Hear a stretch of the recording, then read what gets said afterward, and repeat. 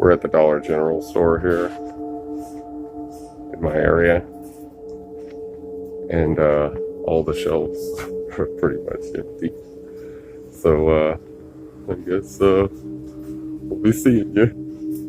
Oh my gosh, this is crazy. There's junk left.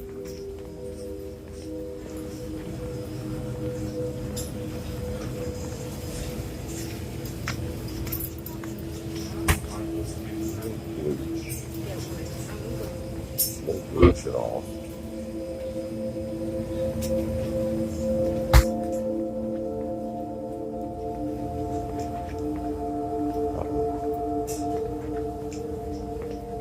I've been feeling nauseous all day.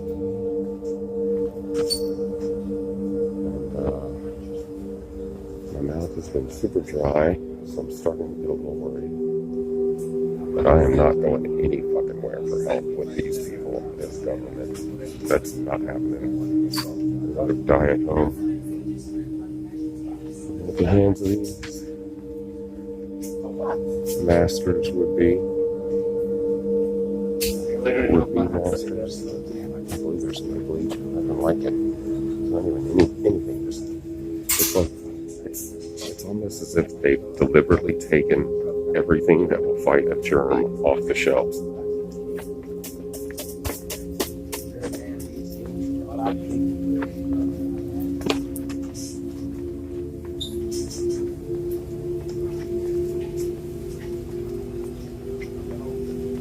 All right.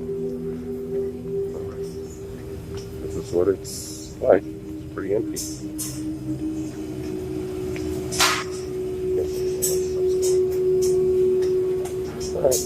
The Chinese regime's propaganda arm is trying to shift the blame for the virus pandemic, even though it was the regime's cover-up and mismanagement that allowed the virus to spread throughout China and create a global pandemic. To keep this fact clear for our audience, we will now call it the CCP virus, short for Chinese Communist Party virus. Our reporter Tiffany Meyer has the details. And new evidence of the Chinese regime issuing false information on the coronavirus. Taiwan's Ministry of Justice Investigation Bureau issued a warning on March 18th of the disinformation surrounding the Wuhan virus. This after they pointed out 271 cases on file for investigation. Out of those 271, 70% came from the communist regime's cyber attacks. At a press conference on the 18th, the Bureau's director of the Center for Preventing Fake Information, Zhang Youren, he said the peak of false information attacks began in late February this year, and that it happened because of the Chinese regime's dissatisfaction with Taiwan stopping its mask exports. And he added that it was intended to create panic. While many airports around the world are seeing record low numbers of travelers, Beijing's airport is overcrowded. This after the regime's media reports on March 17th, convincing overseas Chinese that the mainland is the safest place is taking effect.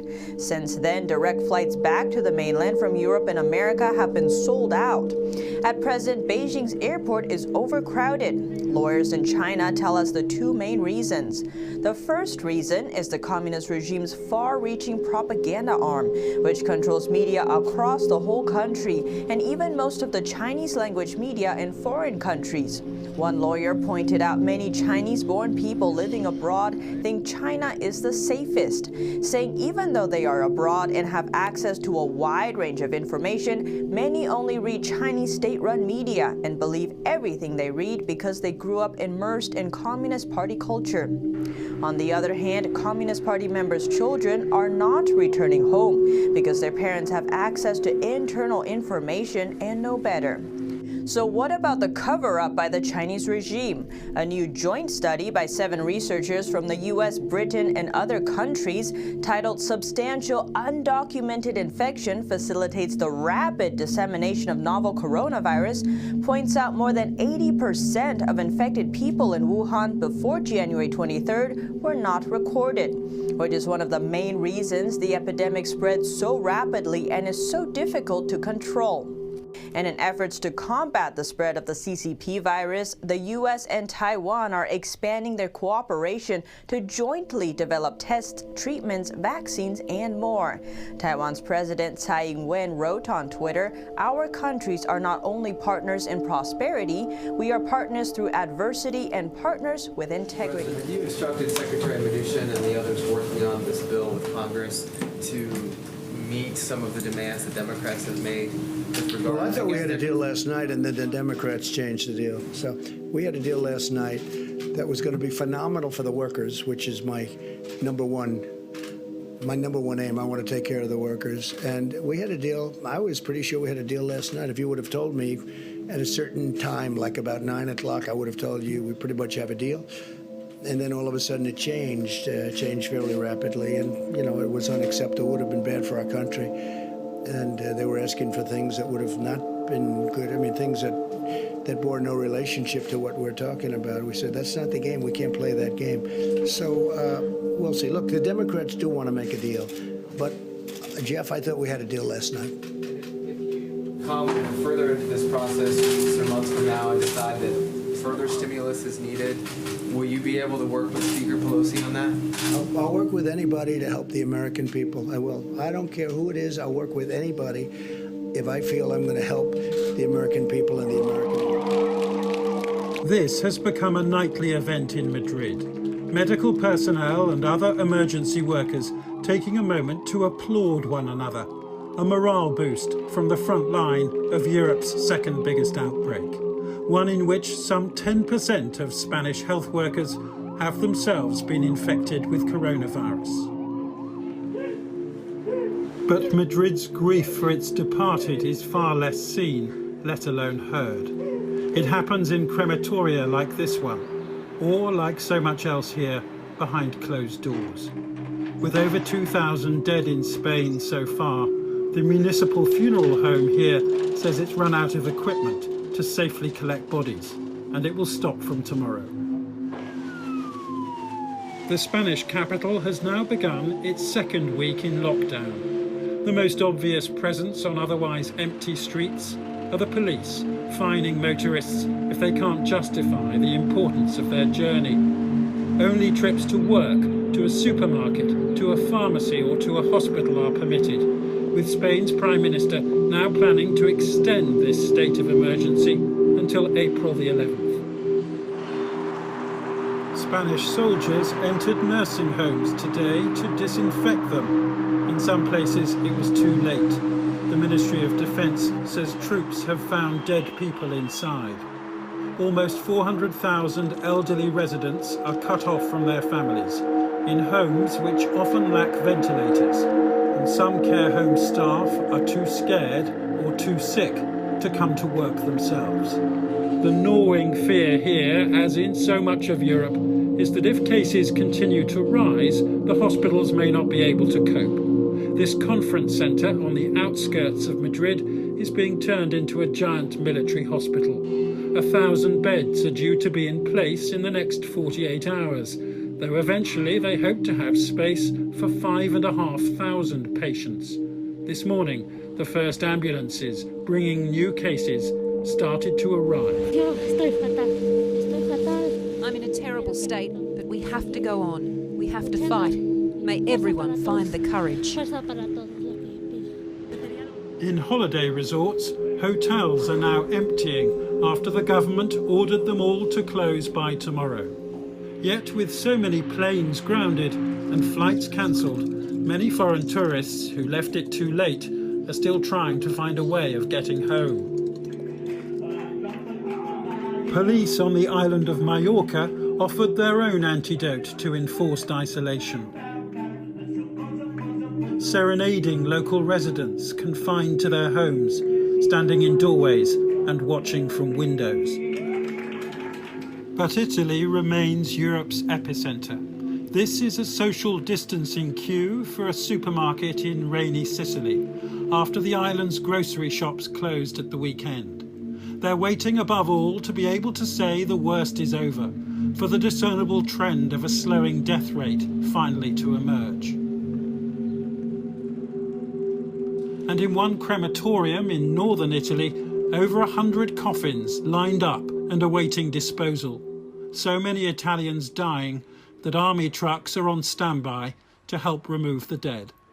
Guarda, noi teoricamente dovremmo essere abituati, no? Perché in theory, we're used to seeing this because our job is dealing with coffins. But this situation is also difficult for us. Now we understand the exceptional nature of this crisis, and we realise how many families in the most affected areas are suffering now. ci si rende conto della straordinarietà del momento e ci si rende conto di quante famiglie stanno soffrendo adesso nelle aree più colpite. In France, the army has been deployed to build a field hospital in the eastern city of Mulhouse. 30 intensive care beds have been readied after local hospitals were overwhelmed. Neighbouring Germany and Switzerland have said they will take French patients if necessary. And the French Navy has been sent to the island of Corsica, evacuating those with breathing problems, those patients on drips or ventilators or in need of oxygen, in order to give breathing space to intensive care units, which otherwise could not cope. Well, now, in the United States, in the last hour, senators have again blocked a $1.8 trillion economic stimulus package as Democrats say that they were still negotiating with the Trump administration about what it should include. Our Washington correspondent, Siobhan Kennedy, has more. Well, John, there are now 41,000 cases of the virus here in the US, third only to China and Italy, and incredibly more than half of those cases in one single state, that's New York, that is grappling to deal with this crisis, which really makes the Senate's failure to pass this emergency funding bill even more stark. The Democrats say that they won't let it pass because it focuses more on the welfare of corporations than it does on hospitals and ordinary people. The talks are ongoing. Hopefully they will come to some agreement later on today. That's what they're promising. We know that President Trump is desperate for them to reach an agreement. He really wants to flood the market with billions and billions worth of dollars. We know how worried he is about the impact all of this is having on the economy. Incidentally, as Paul was mentioning there, here too, the economy, the Wall Street has wiped out practically all of its gains since the president came to power. In fact, all of those gains have now been completely wiped out. And he has tweeted today, "We cannot let the cure be worse than the problem itself." Though I have to say there are many people, including the medical experts within his own inner circle, who would say that the cure, given the spread of this virus, cannot be tough enough. Medical supplies being loaded onto the US naval ship Mercy, a giant floating hospital with 1,000 beds, headed for the port of Los Angeles, the epicenter of the viral crisis in California. Over the weekend, the state was declared a major disaster zone, freeing up billions in federal funding as its near 40 million residents remain in lockdown. Further north, the National Guard was deployed alongside the young in a food bank in Sacramento. It's usually manned by elderly volunteers, but with them now in isolation and demand for food supplies rising, they had to call in the military. Something that I never thought would happen in my lifetime, and just to know, like, them being out here just shows how serious this issue is. Just because the world shut down doesn't mean that need has shut down. In New York City, a huge conference center is being converted into an emergency hospital amid warnings that 3,000 intensive care beds will somehow need to grow to 30,000 across the state to cope with the massive influx of infected patients. Its biggest challenge, the dwindling supply of critical medical equipment like masks and ventilators. We're a country not based on nationalizing our business. And despite proudly signing the Defense Production Act to require companies to make those supplies, President Trump remains reluctant to use it for fear it will look too socialist. Call a person over in Venezuela, ask them how did nationalization of their businesses work out? Not too well. But with nearly 21,000 cases in New York State alone and 157 deaths, its governor said now was not the time to worry about perceptions. Yes, it is an assertion of government power on private sector companies. Yes. But so what? This is a national emergency. Over on Wall Street, an eerie quiet descended as traders, for the first time ever, began an indefinite period of trading from home. But that didn't stop the screens from turning red as a promised $1 trillion-plus economic relief bill failed to materialize. Democrats in Congress said the new law favored corporations over ordinary people and voted against it. Republicans, predictably, said they were playing party politics. The bill now contains a huge number of changes that our Democratic colleagues requested, including major changes. We were this close, this close. It's not just Wall Street waiting for economic relief. To lay off 50 people, it's just mind-boggling. I had to lay off my husband. Across America, millions of small businesses like this comedy club in Washington, D.C. have made the agonizing decision to shut up shop, they hope, temporarily. I can't keep people employed here if I'm going to weather, as a business, this storm. I don't want to cry now, and I was trying to practice this so I wouldn't, but it was just heart-wrenching, and the uncertainty for my staff, and I can't help them, and I want to help them, is, it's brutal. Her staff now among the near 700,000 Americans making unemployment claims, a tiny fraction of what's expected in the weeks to come.